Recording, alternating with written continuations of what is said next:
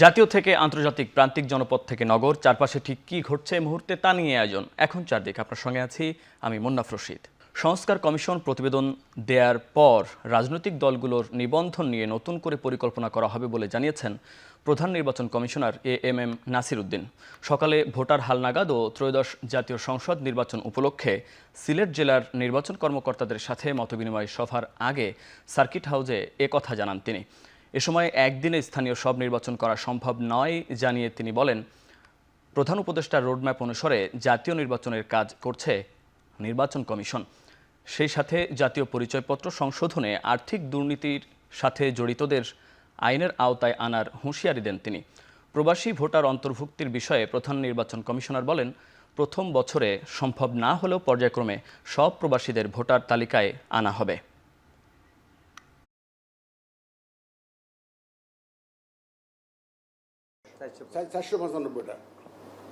আর আমাদের ইউনিয়ন পরিষদ হচ্ছে 4,595টা।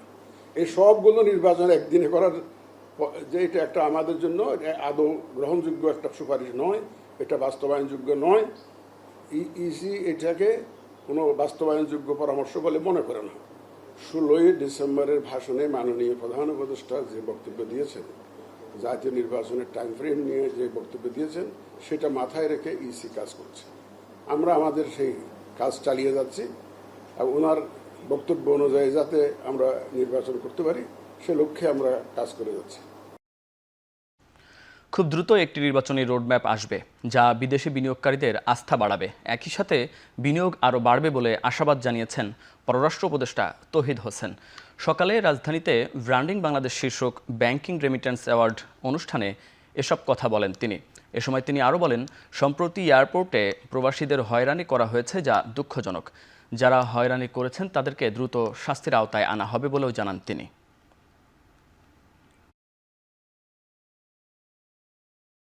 রাজনৈতিক একটা অনিশ্চয়তা যখন দেখেন কেউ, তখন সেখানে কিন্তু ইনভেস্ট করতে আসতে চান না সহজে কেউ। কাজে এটা আমাদের জন্য একটা কঠিন কাজ সামনে, এবং আমরা আশা করছি যে খুব তাড়াতাড়ি একটি রোডম্যাপ এসে যাবে, তখন সহজে আস্থা ফিরে আসবে আমাদের যে বিদেশি বিনিয়োগকারীরা আছেন, ইনক্লুডিং এনআরবিরাও যাদের ব্যক্তিগত টাকা ইনভেস্ট করবেন, তারা এনআরবি হলেও কিন্তু তারা ঝট করে এখানে আসবেন না নিশ্চয়তা না দেখলে। এদিকে একই অনুষ্ঠানে বাংলাদেশ ব্যাংকের governor doctor Ahsan H Mansur দাবি করেন, দেশ থেকে অর্থ পাচার বন্ধ হয়েছে। তিনি আরও বলেন, হুন্ডি কমায় দেশে রেমিটেন্স প্রবাহ বেড়েছে। জানান, জুলাই আগস্টের অস্থিরতা সত্ত্বেও গেল 6 মাসে রেমিটেন্স বেড়েছে $3 বিলিয়ন। এ সময় $2.5 বিলিয়ন রপ্তানি বেড়েছে বলেও জানান গভর্নর। এই বিনিয়োগের টাকার সোর্সটা কিন্তু আপনারা বেশিরভাগ ক্ষেত্রে দেখতে পারবেন এই রেমিটেন্সের টাকা থেকে হচ্ছে। কাজে রেমিটেন্সের ভূমিকা আমাদের বিশালভাবে সর্বক্ষেত্রেই আছে।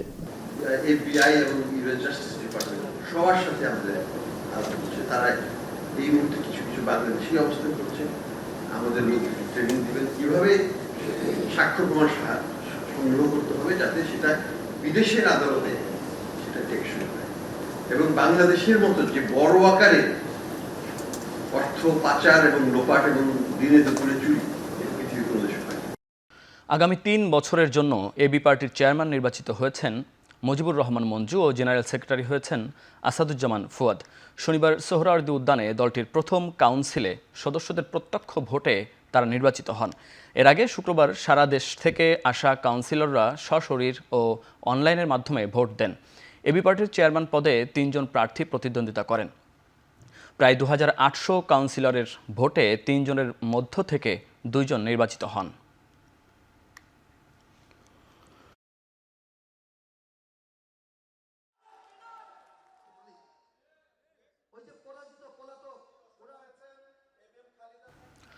দ্রুত জাতীয় নির্বাচন হলে জনগণ শক্তিশালী হবে এবং দেশের সংকট দূর হবে বলে জানিয়েছেন বিএনপি মহাসচিব মির্জা ফখরুল ইসলাম আলমগীর। সকালে সোহরাওয়ার্দী উদ্যানে এবি পার্টির প্রথম কেন্দ্রীয় কাউন্সিলে একথা বলেন তিনি। এ সময় ফখরুল আরও বলেন, জাতীয় ঐক্যে কিছু মানুষ ফাটল ধরানোর চেষ্টা করছে, তারা সফল হবে না। সমস্ত প্রভোকেশনের পরেও আমরা যেন আমাদের সিদ্ধান্তে অটল থাকি। আমরা একটা গণতান্ত্রিক ব্যবস্থায় ফিরে যেতে চাই, আমরা বৈষম্য দূর করতে চাই, আমরা বাংলাদেশের সেই আমাদের তরুণদেরকে তাদের সঙ্গে হাতে হাত মিলিয়ে কাঁধে কাঁধ মিলিয়ে আমরা একটা নতুন বাংলাদেশ দেখতে চাই। এখানে আমাদের কোনো বিভেদ নেই, কিন্তু দুর্ভাগ্যক্রমে আমাদের দেশেরই কিছু মানুষ তারা আজকে বিভিন্নভাবে এই ঐক্যে তারা কিছু ফাটল ধরানোর চেষ্টা করছেন।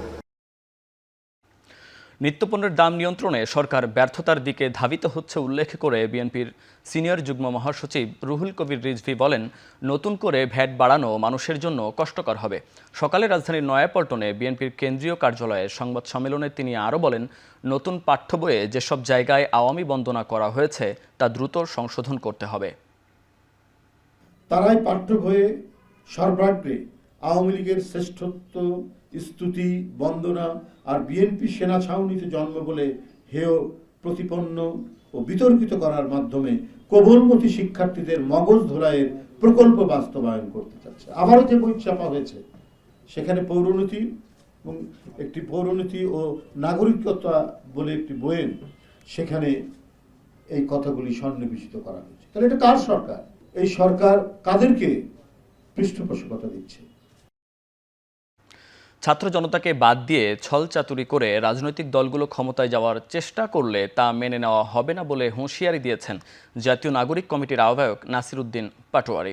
সকালে রাজধানীর মোহাম্মদপুরে জুলাই ঘোষণাপত্রে শ্রমজীবী মানুষের নাম ও মর্যাদাপূর্ণ জীবন নিশ্চিত করতে রিকশা চালকদের সাথে মতবিনিময় সভায় এ কথা বলেন তিনি। রিকশা শ্রমিকদের প্রতিনিধিরা রিকশার জন্য আলাদা লেন, ছিনতাই, চাঁদাবাজি বন্ধ সহ নানা সমস্যার কথা তুলে ধরেন। এ সময় নাগরিক কমিটির আহ্বায়ক আরও বলেন, কোনো রাজনৈতিক দল ছল চাতুরি করে ক্ষমতায় যাওয়ার চেষ্টা করলে তা সফল হতে দেয়া হবে না। শেখ হাসিনাকে যে জন্য পালিয়ে যেতে হয়েছে, রাষ্ট্রযন্ত্রকে যদি সে পর্যায়ে নিয়ে যাওয়া হয় তবে ছাত্র জনতা আবারও রক্ত দিতে প্রস্তুত রয়েছে বলেও হুঁশিয়ারি করেন নাসির উদ্দিন পাটোয়ারি। সরকার বিপ্লবের ঘোষণাপত্র নিয়ে গড়িমসি করছে মন্তব্য করে জাতীয় নাগরিক কমিটির আহ্বায়ক বলেন, 15 জানুয়ারির মধ্যেই সরকারকে ঘোষণাপত্র দিতে হবে। সংবিধানের মাধ্যমে শ্রমিক শ্রেণীর রাজনীতি প্রতিষ্ঠা করতে হলে একটি গণপরিষদের নির্বাচন আমরা চাই। যে গণপরিষদের নির্বাচনে যারা খেটে খাওয়া শ্রমিক রয়েছে তাদের কথাগুলো আমরা চাই। গণপরিষদ নির্বাচনের মাধ্যমে আমরা শ্রমিক শ্রেণীর যে রাজনীতি রয়েছে সেগুলোকে বাংলাদেশে প্রতিষ্ঠিত করতে চাই। আমরা সরকারকে আহ্বান জানাবো, দ্রুত বিচারের উদ্যোগ নিন।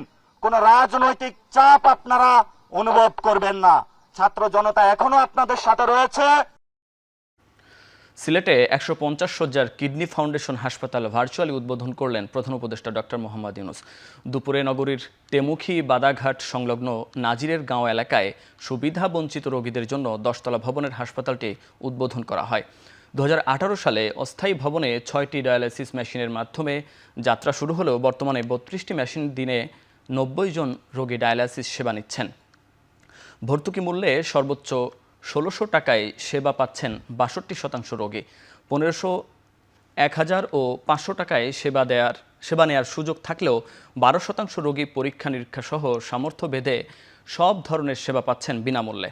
সমাজ কল্যাণ মন্ত্রণালয় ও ব্র্যাকের সহযোগিতা থাকলেও সর্বোচ্চ অনুদান দিয়েছেন দেশি বিদেশি দাতারা। কিডনি ফাউন্ডেশন সিলেটের মানুষের কাছে একটি নির্ভরযোগ্য প্রতিষ্ঠান হিসেবে সর্বজন সমাদৃত। সমাজ কল্যাণ অধিদপ্তর এবং কিডনি ফাউন্ডেশন সিলেটের সহযোগিতায় নির্মিত অত্যাধুনিক হাসপাতালটি সমাজের উপেক্ষিত মানুষের জন্য একটি নির্ভরযোগ্য প্রতিষ্ঠান হবে বলে আমার দৃঢ় বিশ্বাস।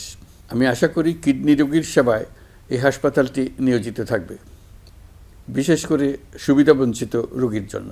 আমরা এটা অ্যাকসেপ্ট করছি, এটা কিন্তু আমাদের হাসপাতাল না, এটা আপনাদের হাসপাতাল। আমাদের উপর ট্রাস্ট করে যে বিদেশে বড় বড় ডাক্তার আসতে চাচ্ছেন, প্রজন্ম সিনিয়র, এটা আমাদের কাছে মনে একটা অর্জন যে আমরা সরকারের সাথে কাজ করতে চাই, দেখাতে যে সরকার কিন্তু করতে পারে।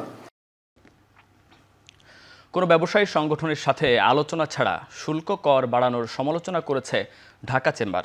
সংগঠনটির নেতারা বলছেন, হুট করে জিনিসপত্রের দাম বেড়ে যাওয়ায় ব্যবসায়ীরা প্রতিবন্ধকতার সম্মুখীন হবে, একই সাথে অর্থনীতিও চ্যালেঞ্জের মুখে পড়বে। সকালে ডিসিসিআই অডিটোরিয়ামে দেশের সমসাময়িক অর্থনীতির সার্বিক পরিস্থিতি এবং 2025 সালে সংগঠনটির কর্মপরিকল্পনা তুলে ধরা হয়। নতুন বছরে সুদের হার কমানো, মূল্যস্ফীতি নিয়ন্ত্রণ, বৈদেশিক মুদ্রা বিনিময় হার কমানোর লক্ষ্যে কাজ করার কথা জানিয়েছে ঢাকা চেম্বার। এ সময় চেম্বার সভাপতি বলেন, ব্যাংক ঋণের সুদ হার বাড়ানো হলেও মূল্যস্ফীতি কমছে না। ব্যবসার পরিবেশ ঠিক রাখতে সুদ হার কমানোর তাগিদ দেন তিনি। সাংবাদিকদের এক প্রশ্নের জবাবে আর্থিক কেলেঙ্কারিতে জড়িত গুটি কয়েক ব্যবসায়ীর জন্য সবাইকে বিচার না করার অনুরোধ জানান তিনি।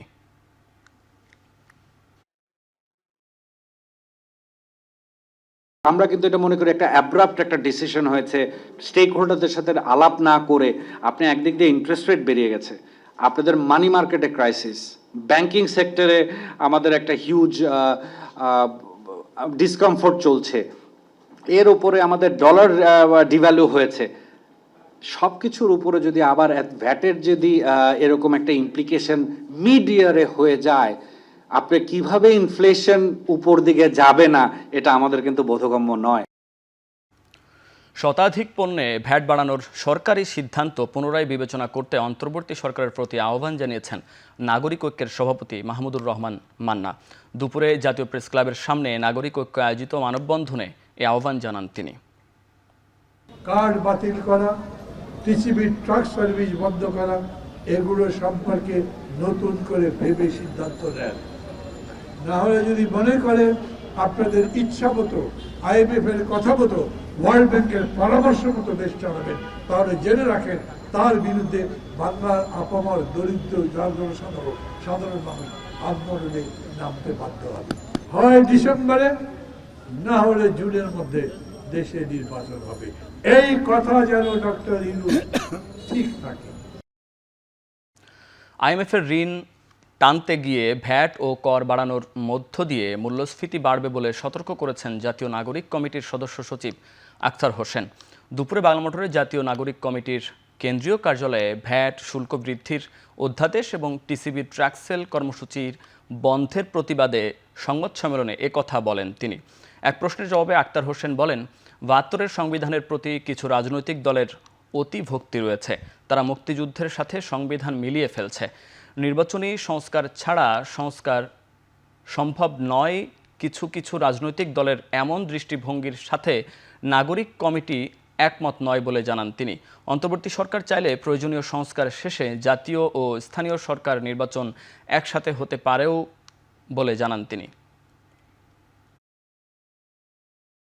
বর্তমান বাজার পরিস্থিতিতে সাধারণ মানুষকে নতুন করে দুর্ভোগের দিকে ঠেলে দেওয়াকে আমরা কোনোভাবেই সমর্থন করি না। আমরা সরকারের কাছে স্পষ্টভাবে দাবি জানাই, অবিলম্বে ভ্যাট ও সম্পূরক শুল্ক অধ্যাদেশ প্রত্যাহার করতে হবে ও টিসিবি ট্রাকসেল এই মুহূর্তে চালু করতে হবে। জুলাই ঘোষণাপত্র প্রকাশ না করতে দেশি বিদেশি ষড়যন্ত্র চলছে বলে মন্তব্য করেছেন বৈষম্য বিরোধী ছাত্র আন্দোলনের মুখ্য সংগঠক আব্দুল হান্নান মাসুদ। বিকেলে বন্দর চট্টগ্রামের বিপ্লব উদ্যানে জুলাই ঘোষণাপত্রের লিফলেট বিতরণের সময় একথা বলেন তিনি। মানুষের ভোটের অধিকার, ভাতের অধিকার নিশ্চিত করতে সরকারকে অবশ্যই জুলাই ঘোষণাপত্র দেওয়ার দাবি জানান আব্দুল হান্নান। এ সময় সব ধরনের ষড়যন্ত্র রুখে দেওয়ার হুঁশিয়ারি দেন তিনি। বলেন, দেশের মানুষের উপর শোষণ নির্যাতন যেন আর না ফিরে আসে সেই বন্দোবস্ত করবে জুলাই ঘোষণাপত্র।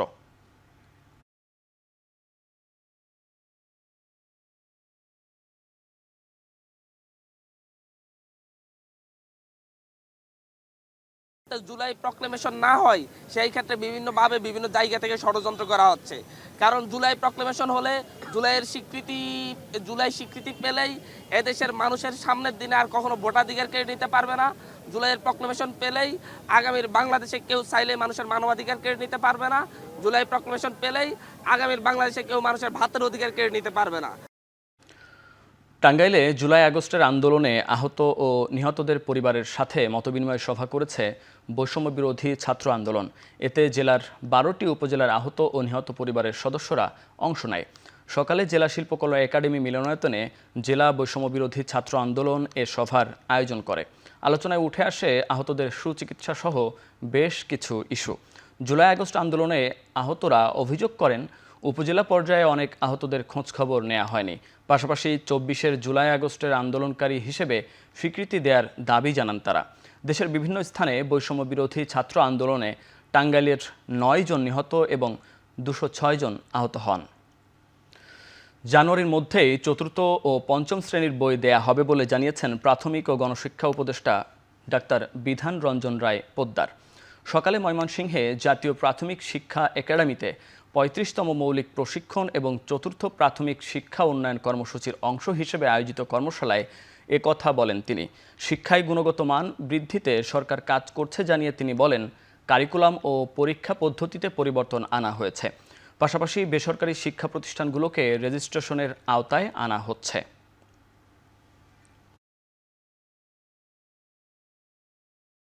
আমরা 4-5-এ কিছুটা পিছিয়ে পড়েছি, তবে আমরা জানুয়ারির মধ্যে 4-5-এর সব বই পৌঁছে দিতে পারবো সেই আশা করি। আমাদের প্রায়োরিটি হচ্ছে বাচ্চারা যেন লেখাপড়ায় ভালো করতে পারে সেইটা, এবং সেই লক্ষ্যে আমরা টিচার্স ট্রেনিং মডিউলে চেঞ্জ নিয়ে আসতেছি, রুটিনে চেঞ্জ নিয়ে আসতেছি এবং আমাদের মনিটরিংয়ের মধ্যেও চেঞ্জ নিয়ে আসতেছি যেন আমরা এটা কার্যকর করতে পারি। জুলাই আন্দোলনে সাংবাদিকদের ভূমিকা ছিল ঐতিহাসিক। ভবিষ্যতে দেশকে ফ্যাসিবাদ মুক্ত রাখতে ও নতুন বাংলাদেশ নির্মাণ করতে সাংবাদিকদের স্বাধীনভাবে কাজ করার সুযোগ তৈরি করে দেওয়ার আহ্বান জানান প্রধান উপদেষ্টার প্রেস সচিব শফিকুল আলম। জগন্নাথ বিশ্ববিদ্যালয় সাংবাদিক সমিতির আয়োজনে জুলাই বিপ্লবে গণমাধ্যমের ভূমিকা ও পরবর্তী প্রত্যাশা শীর্ষক সেমিনারে প্রধান আলোচক হিসেবে উপস্থিত থেকে তিনি কথা বলেন সেই সাথে দেশের প্রত্যেকটি বিশ্ববিদ্যালয়ের ক্যাম্পাসগুলোতে জুলাই আন্দোলনের ইতিহাস বই আকারে সংরক্ষণ করে রাখা খুবই জরুরি। এ সময় বিশেষ আলোচক হিসেবে উপস্থিত থেকে পিআইবির মহাপরিচালক ফারুক ওয়াসিফ বলেন, বৈশ্বিক রাজনীতিতে টিকে থাকার জন্য বাংলাদেশে নতুন রাজনৈতিক দল প্রয়োজন। জুলাই আন্দোলনের মূল ছিল ফ্যাসিবাদ দূর থেকে রাষ্ট্র সংস্কার করা। সেই মূল উদ্দেশ্য এখনও বাস্তবায়ন হয়নি। সেমিনারে উপস্থিত জুলাই আন্দোলনে সাংবাদিকদের ভূমিকা নিয়ে বক্তব্য রাখেন জগন্নাথ বিশ্ববিদ্যালয়ের উপাচার্য সহ বিশ্ববিদ্যালয়ের শিক্ষার্থী ও বিভিন্ন দলের নেতৃবৃন্দ। আওয়ামী লীগের যেমন একটা ভয়ঙ্কর রকমের একটা মনস্টার তৈরি করেছে, তখন দেখবেন যে আপনি যদি লেজুর ভিত্তিক সাংবাদিককে প্রমোট করেন যে সে আপনাকে খালি ভালোই লিখবে, তাহলে তো আর দেশে ডেমোক্রেসি থাকবে না।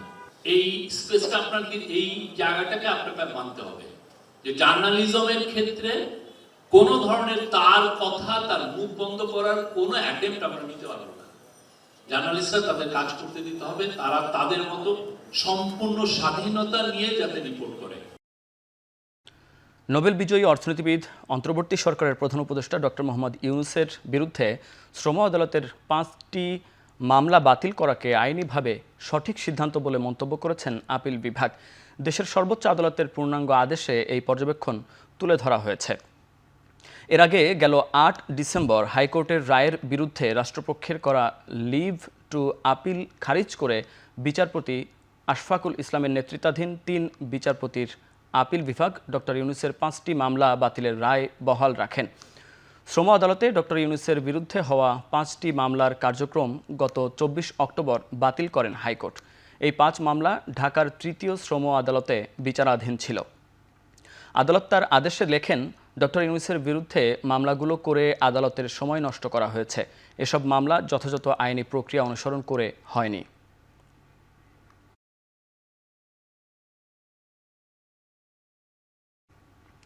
রাজনৈতিক দলগুলো যদি সরকারকে বেকায়দায় ফেলতে চায় তাহলে ইতিহাস থেকে তাদের শিক্ষা নেওয়া উচিত বলে মন্তব্য করেছেন সমাজ কল্যাণ উপদেষ্টা শারমিন মুর্শিদ।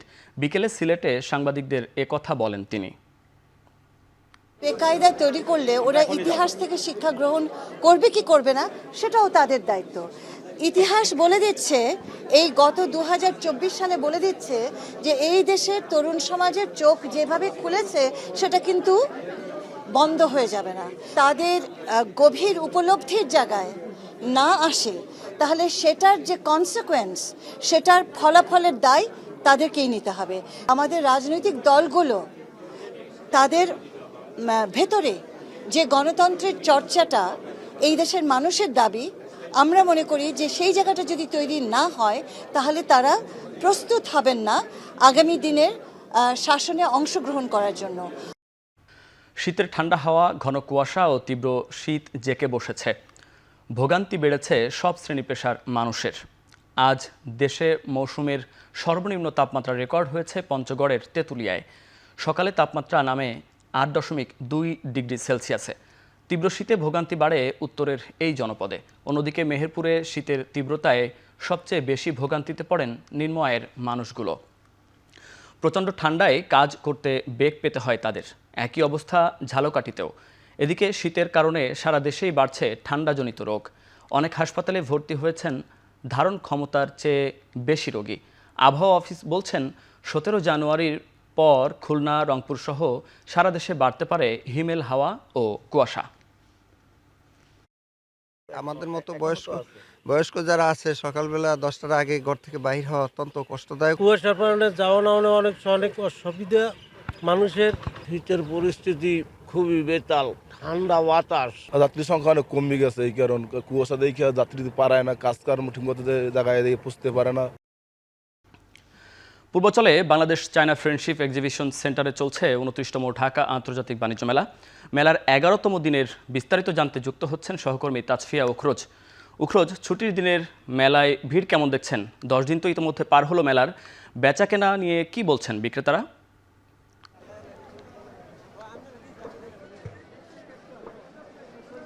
মুন্নাফ, মেলার 11তম দিনে কিন্তু ঢাকা আন্তর্জাতিক বাণিজ্য মেলা বেশ জমে উঠেছে। আমরা বিগত বছরগুলোতে যে পরিমাণ ক্রেতা দর্শনার্থী মুখর বাণিজ্য মেলা দেখতে পেয়েছিলাম, ঠিক তেমন রূপই কিন্তু আমরা এই বছর এই 11তম দিনে এসে আমরা দেখতে পাচ্ছি। এবং আমরা বিক্রেতাদের সাথে কথা বলেছি, তারা বলছেন যে তারা যেমনটা আশা করেছিলেন যে মেলা যতদিন আসলে গড়াবে ততদিনে বিক্রেতার সংখ্যা, দর্শনার্থীর সংখ্যা আসলে বাড়তে থাকবে এবং তাদের বেচাকেনা কিন্তু আসলে বাড়বে। এবং সেই আশা অনুযায়ী আসলে তারা বলছেন যে তারা আশার অনুরূপ হচ্ছে ক্রেতার সংখ্যা দেখতে পাচ্ছেন। এবং আমরা ক্রেতাদের সাথে কথা বলেছি, ক্রেতারা আসলে বেশ উচ্ছ্বসিত মেলায় আসতে পেরে। তবে আমরা ক্রেতাদের মাঝে আসলে অভিযোগের সুরও দেখতে পেয়েছি। তারা বলছেন যে মেলায় যে পণ্যগুলো আছে সেগুলোর দাম আসলে কিছুটা বেশি। এছাড়া তারা আরও বলছেন যে এইবার মেলায় যে সকল পণ্য আসলে নিয়ে আসা হয়েছে সেই পণ্যগুলোর মধ্যে আসলে খুব বেশি একটা যে নতুনত্ব আছে সেরকম কিছু আসলে তারা লক্ষ্য করছেন না। তবে তারা আরও বলছেন যে যেহেতু এক ছাদের নিচে আসলে দেশি বিদেশি নানা রকম পণ্য তারা কিনতে পারে, তাই আসলে সব সময়ের মতো এই বছরও বাণিজ্য মেলা একটি আগ্রহের জায়গা তাদের কাছে হয়ে উঠেছে। এছাড়া আমি যদি বলতে চাই যে তারা যে ধরনের পণ্যগুলোর দিকে তারা আসলে বেশি আকৃষ্ট, তার মধ্যে রয়েছে বিভিন্ন ক্রোকারিজের আইটেম কিংবা ইলেকট্রনিক আইটেম, আর বিশেষ করে যে ঘর সাজানোর যে সকল উপকরণ আছে সেই সকল উপকরণগুলো আমরা দেখতে পেয়েছি তাদের মধ্যে ঝোঁক রয়েছে। কারণ দেখা যায় যে আসলে এই ধরনের মেলাগুলোতে এই ধরনের মেলায় এই ক্রোকারিজ বা ফার্নিচারের পণ্যগুলোতে আসলে বিশেষ ছাড় লক্ষ্য করা যায়। এছাড়া আমরা একটি বিষয় দেখতে পেয়েছি যে মেলায় যে খাবারের দোকানগুলোতে আছে সেগুলো কিন্তু আসলে বেশ ক্রেতা সয়লাভ হয়ে উঠেছে। কারণ যারা মেলায় আসছেন, কেউ মেলায় আসলে কেনাকাটা করতে আসছেন, কেউ বা ঘুরতে আসছেন, তারা আসলে তাদের মাঝে আসলে দেখা গেছে যে খাবারের দোকানগুলোতে ভিড় করতে তাদেরকে দেখা গেছে।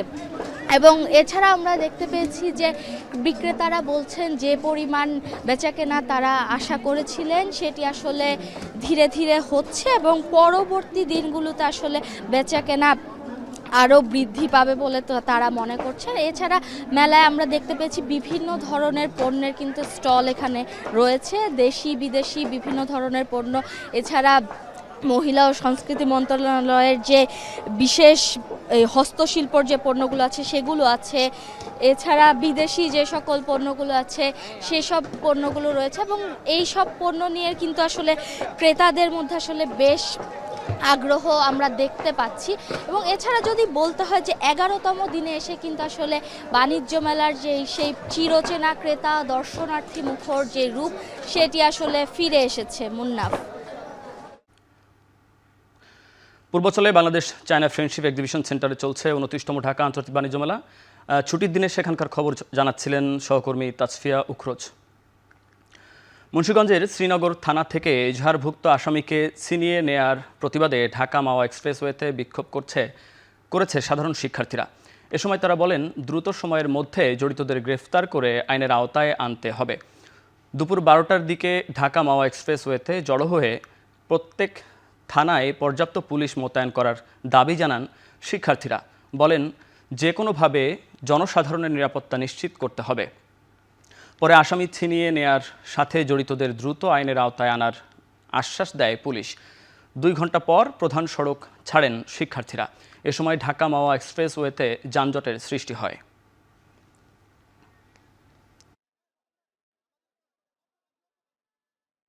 আসামি যে দল কিংবা গোষ্ঠীর হোক না কেন, তাকে 2 ঘন্টার মধ্যে গ্রেফতার করে আইনের আওতায় আনতে হবে। 2, থানায় পর্যাপ্ত পরিমাণ পুলিশ মোতায়েন করতে হবে এবং জনগণের আস্থা অর্জন করতে হবে। ছাত্রছাত্রীদের উপর হামলাকারী চিহ্নিত করে তাদের শাস্তির আওতায় আনতে হবে। আমাদের সর্বোচ্চ পরিমাণ চেষ্টা থাকবে তাদের যে দাবিগুলা আমাদের কাছে যেই দাবিগুলো ছিল সেটা পূরণ করে দেওয়া। 3 ঘন্টার যে আলটিমেটাম দিয়েছে, যদি সম্ভব হয় তার আগেই আমরা গ্রেপ্তার করে দেব। চট্টগ্রাম ইপিজেডে 2টি কারখানার শ্রমিকদের মধ্যে সংঘর্ষে অন্তত 30 জন আহত হয়েছে। সকাল 10:30টার দিকে জেএমএস ও মেরিমো পোশাক কারখানার শ্রমিকদের মধ্যে ঘণ্টাব্যাপী এই সংঘর্ষ হয়। এ সময় শ্রমিকদের ধাওয়া পাল্টা ধাওয়ার পাশাপাশি কারখানা ও গাড়ি ভাঙচুর করা হয়। এতে আহত হন অন্তত 19 জন। পরে তাদের উদ্ধার করে চট্টগ্রাম মেডিকেল কলেজ হাসপাতালে পাঠানো হয়। খবর পেয়ে পুলিশ, সেনাবাহিনী সহ আইন শৃঙ্খলা বাহিনীর সদস্যরা প্রায় 1 ঘন্টার চেষ্টায় পরিস্থিতি নিয়ন্ত্রণে আনে। গেল বুধবার বেতন ভাতা বৃদ্ধির দাবিতে আন্দোলনে নামে জেএমএসের শ্রমিকরা। পরে কারখানার মালিক পক্ষ দাবি মেনে নিলেও তুচ্ছ ঘটনাকে কেন্দ্র করে মেরিমো কারখানার শ্রমিকদের সঙ্গে তাদের বাগবিতণ্ডা হয়। এর প্রেক্ষিতে আজ সকালে ইপিজেডের প্রধান ফটক আটকে 2 কারখানার শ্রমিকরা সংঘর্ষে জড়িয়ে পড়ে। চাঁপাইনবাবগঞ্জের শিবগঞ্জে বিএসএফের গুলিতে শহীদুল ইসলাম নামের একজন বাংলাদেশি আহত হয়েছেন। শনিবার ভোর রাতে উপজেলার আজমতপুর সীমান্তে এ ঘটনা ঘটে। পরে তাকে উদ্ধার করে রাজশাহী মেডিকেল কলেজ হাসপাতালে নেওয়া হয়। আহত শহীদুলের স্বজনরা জানান, ভোরে সীমান্ত লাগোয়া নিজ জমিতে কাজ করতে গেলে বিএসএফ তাকে গুলি করে। পরে স্থানীয়রা তাকে উদ্ধার করে স্থানীয় হাসপাতালে নেয়। এ সময় কর্তব্যরত চিকিৎসক তাকে রাজশাহী মেডিকেল কলেজ হাসপাতালে পাঠান। রাষ্ট্র সংস্কারে বিএনপির 31 দফা বাস্তবায়নের লক্ষ্যে ভোলায় সাধারণ মানুষের মাঝে লিফলেট বিতরণ করেছে জিয়া মঞ্চ। সকালে জেলা বিএনপির কার্যালয়ের সামনে থেকে কর্মসূচি শুরু হয়। ভোলা জেলা বিএনপির আহ্বায়ক গোলাম নবী আলমগীর কর্মসূচির উদ্বোধন করেন। পরে সদর রোডের বিভিন্ন পয়েন্টে লিফলেট বিতরণ করা হয়। বক্তারা বলেন, দলের ভারপ্রাপ্ত চেয়ারম্যান তারেক রহমানের ঘোষিত 31 দফা বাস্তবায়নের মধ্য দিয়ে একটি কল্যাণমুখী রাষ্ট্র গড়ে তোলা হবে। এ সময় 31 দফা বাস্তবায়নে সবাইকে এগিয়ে আসার আহ্বান জানান তিনি। বরিশালে কেমিস্ট অ্যান্ড ড্রাগিস্টস সমিতির ভবন ভাঙচুরের ঘটনার প্রতিবাদ এবং দোষীদের গ্রেফতারের দাবিতে মানববন্ধন করেছে কেমিস্ট অ্যান্ড ড্রাগিস্টস সমিতি।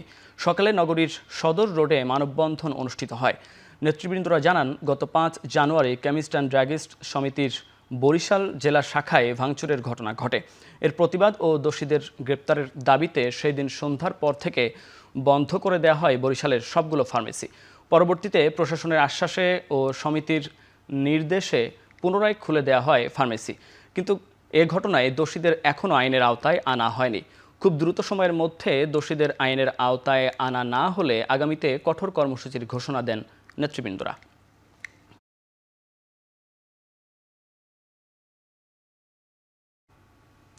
কক্সবাজারে বহুভাষিক শ্রেণী কক্ষে ইংরেজি শিক্ষাদানের কৌশল উন্নয়ন শীর্ষক সম্মেলন অনুষ্ঠিত হয়েছে। সকাল 11টা থেকে কক্সবাজার ইন্টারন্যাশনাল ইউনিভার্সিটির হলরুমে এই সম্মেলন অনুষ্ঠিত হয়। যুক্তরাষ্ট্র দূতাবাস এবং গ্লোবাল এইড ফর সাস্টেনেবল ডেভেলপমেন্টের উদ্যোগে এই সম্মেলনের আয়োজন হয়। এতে অংশ নেন পার্বত্য চট্টগ্রাম অঞ্চল এবং কক্সবাজারের রোহিঙ্গা হোস্ট কমিউনিটির 150 জনেরও বেশি ইংরেজি শিক্ষক।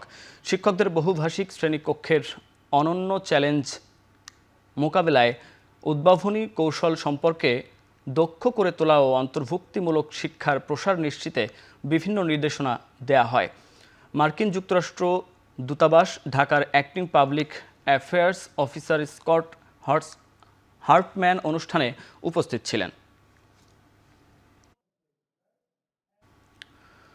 ফেনী জেলা প্রশাসনের মাধ্যমে বন্যায় ক্ষতিগ্রস্ত ও সুবিধাবঞ্চিত 1100 পরিবারের মাঝে 11,000 কেজি চাল বিতরণ করেছে স্বেচ্ছাসেবী সংগঠন মাস্তুল ফাউন্ডেশন।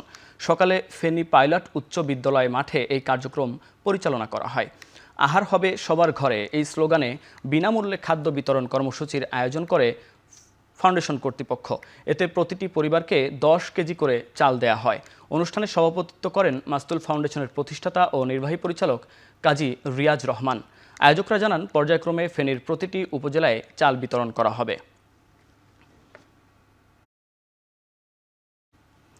ঢাকা সিলেট মহাসড়কে হবিগঞ্জের মাধবপুরে ট্রাক ইজিবাইক সংঘর্ষে 2 নারী পোশাক শ্রমিক নিহত হয়েছেন। এ সময় আহত হয়েছেন আরও 3 জন। সকালে মহাসড়কের দরগাহ গেট এলাকায় এই দুর্ঘটনা ঘটে। শায়েস্তাগঞ্জ হাইওয়ে থানার ভারপ্রাপ্ত কর্মকর্তা জানায়, নিহত শ্রমিকরা বাদশা কোম্পানির পায়োনিয়ার ডেনিম কারখানার শ্রমিক। ইজিবাইকে চড়ে তারা কর্মস্থলে যাচ্ছিলেন। এ সময় পেছন দিক থেকে আসা একটি ট্রাক ইজিবাইকটিকে ধাক্কা দেয়। এতে ঘটনাস্থলেই এক নারী শ্রমিক নিহত হন। আহতদের উদ্ধার করে হাসপাতালে নেওয়া হলে আরও একজনের মৃত্যু হয়। ঘটনার পর কারখানার বিক্ষুব্ধ শ্রমিকরা মহাসড়ক অবরোধ করেন। পরে পুলিশ পরিস্থিতি স্বাভাবিক করে। যুক্তরাষ্ট্রের লস অ্যাঞ্জেলেসে দাবানলে মৃতের সংখ্যা বেড়ে 11 জনে দাঁড়িয়েছে। প্যালিসেডস ইটন সহ 5 এলাকায় জ্বলছে আগুন। পুড়ে ছাই হয়েছে প্রায় 40,000 একর এলাকায় এবং 10,000-এরও বেশি স্থাপনা। স্থানীয় সময় শুক্রবার সন্ধ্যা থেকে আগুনে বিধ্বস্ত এলাকাগুলোতে জারি করেছে নৈশ কারফিউ। অনেক এলাকার সুপেয় পানি অনিরাপদ হয়ে পড়ায় সেখানকার পানি পান করা থেকেও বিরত থাকার আহ্বান জানানো হয়েছে। এছাড়া লুটপাট ঠেকাতে টহল দিচ্ছে নিরাপত্তা বাহিনীর 2 শতাধিক সদস্য।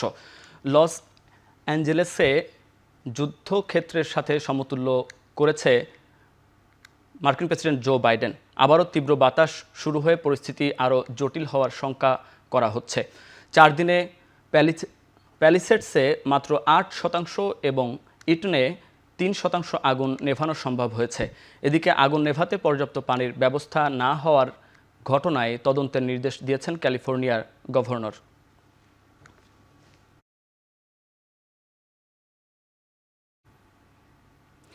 গাজায় গণহত্যায় প্রকৃত নিহতের সংখ্যা প্রকাশিত পরিসংখ্যানের তুলনায় 40 গুণ বেশি, এমন প্রতিবেদন প্রকাশ করেছে মেডিকেল জার্নাল ল্যান্সেট। গবেষণা প্রতিবেদন বলছে, গেল বছরের জুন নাগাদ এই সংখ্যা 64,000-এর বেশি ছিল। এর মধ্যে 59% ছিল নারী ও শিশু। তবে এই সংখ্যার মধ্যে নেই ফিলিস্তিনি যোদ্ধা হতাহতের সংখ্যা।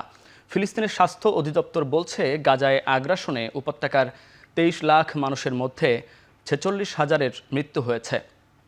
তবে আন্তর্জাতিক কোনো গণমাধ্যমের পক্ষে যাচাই করা সম্ভব নয় ঠিক কতজনের এই আগ্রাসনের প্রাণ গেছে, কারণ গাজায় কোনো বিদেশি সাংবাদিক কাজ করতে দেয়া হচ্ছে না। ল্যান্সেট বলছে, গাজায় প্রকৃত মৃত সংখ্যা হতে পারে 55,000 থেকে 78,000 পর্যন্ত, যা গাজার মোট জনসংখ্যার 2.3%। যুক্তরাষ্ট্রের শাস্তিমূলক পদক্ষেপের মধ্যেই ভেনেজুয়েলার প্রেসিডেন্ট হিসেবে 3য় মেয়াদে শপথ নিলেন নিকোলাস মাদুরো। প্রেসিডেন্ট পদ থেকে সরে যাওয়ার জন্য আন্তর্জাতিক চাপ এবং তাকে গ্রেপ্তারে যুক্তরাষ্ট্র পুরস্কারের অঙ্ক বাড়িয়ে $25 মিলিয়ন করা সত্ত্বেও শুক্রবার শপথ নেন তিনি। 2013 সাল থেকে নিকোলাস মাদুরো ভেনেজুয়েলার প্রেসিডেন্ট।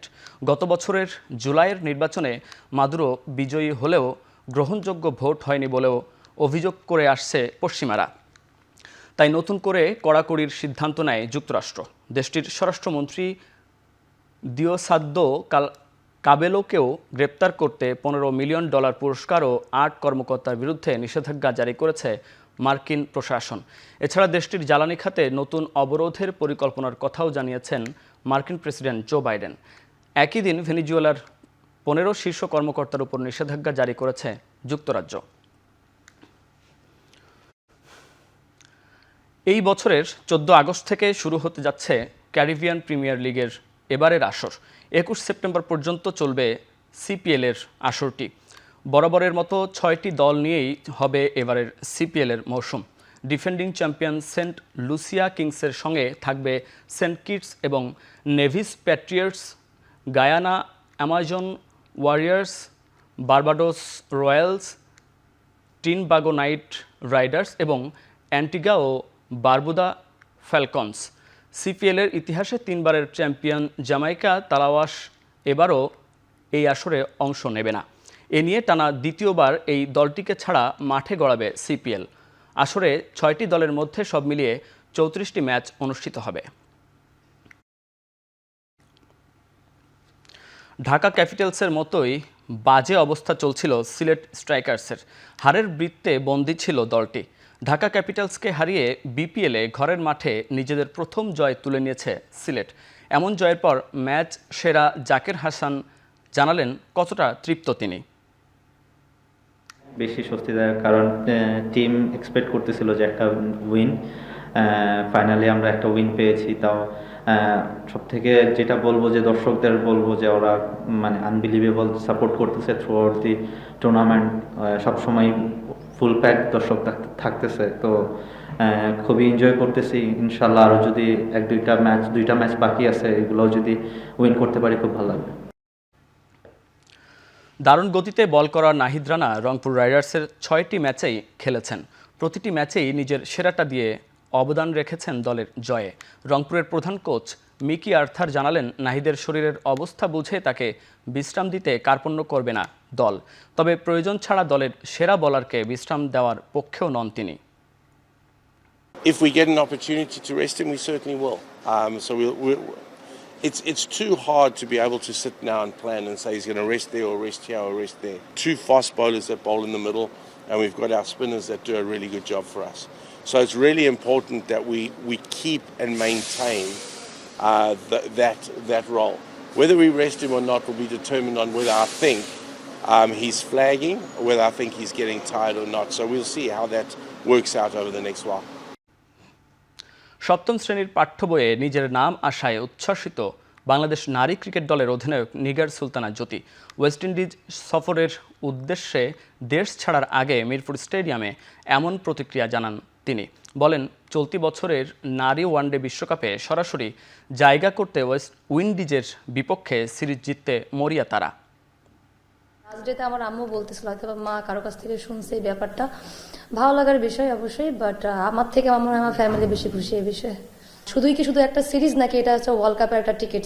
সো ফার এদিক থেকে চিন্তা করলে সবাই যেভাবে প্র্যাকটিস করছে এবং সবার বলবো যে কথাবার্তা শুনে মনে হয় যে না, তারা 100 মোর বলছে যে ফোকাস অনেক বেশি, কারণ আমরা আসলে কেউই চাই না যে আমরা যেন কোয়ালিফাই রাউন্ড খেলি। শেষ করছি এখন চারদিক। এখন টেলিভিশন ওয়েবসাইটে দেখতে ভিজিট করুন www.ekhon.tv এবং ফেসবুকে দেখতে ভিজিট করুন facebook.com/tv.ekhon এবং ইউটিউবে দেখতে ভিজিট করুন youtube.com/c/ekhon tv।